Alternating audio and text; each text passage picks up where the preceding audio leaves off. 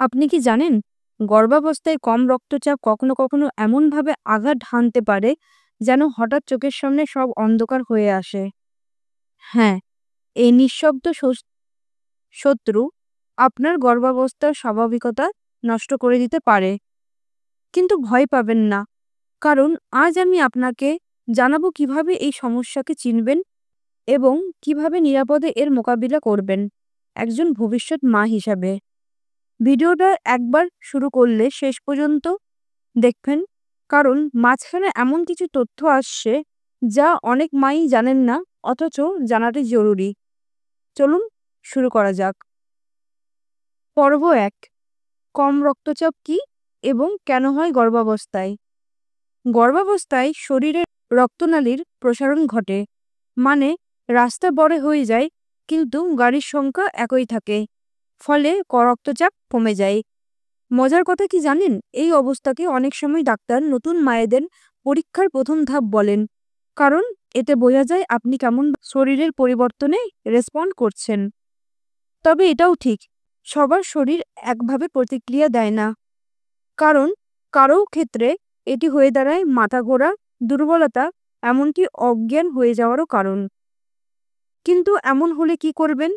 তার আগে জানতে হবে কি কি লক্ষণ দেখলে আপনি বুঝবেন আপনার রক্তচাপ কম। চলুন সেটা নিয়ে কথা বলি। পর্ব ২, কম রক্তচাপের লক্ষণ। আপনি যদি হঠাৎ উঠে দাঁড়ালে মাথা ঘুরে যায়, চোখের সামনে অন্ধকার নেমে আসে, বুক ধড়ফড় করে, ক্লান্তি, নিঃশ্বাস নিতে কষ্ট হয়, তাহলেই কিন্তু সাবধান। অনেকে ভাবে আরে এই তো গর্ভাবস্থা, মাথা ঘোরাটা কি তো স্বাভাবিক। কিন্তু প্রতিটা লক্ষণই আছে একটি সতর্ক বার্তা। আপনি কি জানেন, অনেক সময় এই ছোট ক্লান্তিটাই ভবিষ্যতের বড় বিপদের ইঙ্গিত হতে পারে। আর সবচেয়ে ভয়ঙ্কর দিকটা হলো এই লক্ষণগুলো এতটাই সাদামাটা যে অনেকেই গুরুত্ব দেন না, আর তাতেই ঘটে বিপদ। তাই যদি এই লক্ষণগুলো নিজের মধ্যে লক্ষ্য করেন, তাহলে সময় নষ্ট না করে সামনের পর্বটা মন দিয়ে শুনুন, কারণ এখন বলবো কিভাবে এই সমস্যা থেকে নিজেকে রক্ষা করবেন। পর্ব ৩, গর্ভাবস্থায় কম রক্তচাপের ঝুঁকি। একটা সত্যি কথা বলি, অনেক মা ভাবেন হাই ব্লাড প্রেশারই সবচেয়ে ভয়ানক, কিন্তু লো ব্লাড প্রেশারও হতে পারে বিপজ্জনক। এতে শুধু মা নয়, গর্ভের শিশুরও সমস্যায় করতে পারে, কারণ রক্তচাপ কম মানে আপনার শরীরে গুরুত্বপূর্ণ অঙ্গ আর আপনার বাচ্চা ঠিক মতন অক্সিজেন পাচ্ছে না। আপনি কি এমনটা চাইবেন যে আপনার ছোট্ট পরিবার রাজপুত্র অক্সিজেনের জন্য অপেক্ষা করছে কিন্তু পাচ্ছেই না? আর তাই সময় থাকতে ব্যবস্থা নেওয়া সবচেয়ে বুদ্ধিমানের কাজ। এখন প্রশ্ন হলো, এই অবস্থায় আপনি কি করবেন?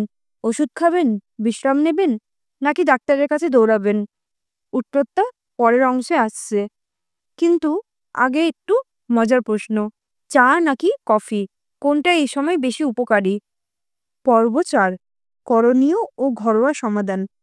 প্রথমেই বলি, চা, বিশেষ করে আদা চা, মাঝে মাঝে সাহায্য করতে পারে, কিন্তু এই সিদ্ধান্ত যেন হোয়াটসঅ্যাপ ইউনিভার্সিটিতে পাস করা বন্ধুদের পরামর্শে না নেন।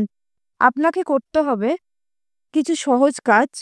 পর্যাপ্ত জল পান করুন, সকালে ধীরে ধীরে উঠে দাঁড়ান, ছোট্ট ছোট্ট খাবার খান কিন্তু বারে বারে, নুন চিনি মিশ্রিত ওআরএস ঘরে রাখুন, পর্যাপ্ত বিশ্রাম নিন।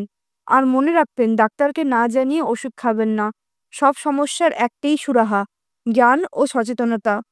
তবে এমন কিছু সময় আছে যা আপনাকে আর দেরি না করে হাসপাতালে যেতে হবে। কি সেই সংকেতগুলো? পর্ব ৫, কখন ডাক্তারের কাছে যাবেন। যদি আপনার মাথা বারবার ঘুরে, বুক ধড়ফড় করে, শ্বাস নিতে কষ্ট হয়, বারবার অজ্ঞান হয়ে যান, তাহলে দেরি করবেন না, এক্ষুনি ডাক্তারের কাছে গিয়ে যোগাযোগ করুন। অনেক সময় এইসব লক্ষণ অন্য জটিলতাকেও ইঙ্গিত দিতে পারে, যেমন হৃদযন্ত্রের সমস্যা বা অ্যানিমিয়া। আর গর্ভাবস্থায় একটুখানি অবহেলা হতে পারে অনেক বড় সমস্যার কারণ। তাই সাহসী মা মানেই সেই মা যিনি ভয় পান না, বরং সঠিক সময়ে সঠিক সিদ্ধান্ত নেন। তাহলে এখন কি আপনি প্রস্তুত এই সমস্যার বিরুদ্ধে রুখে দাঁড়াতে? মা হওয়া কোনো সহজ কাজ নয়।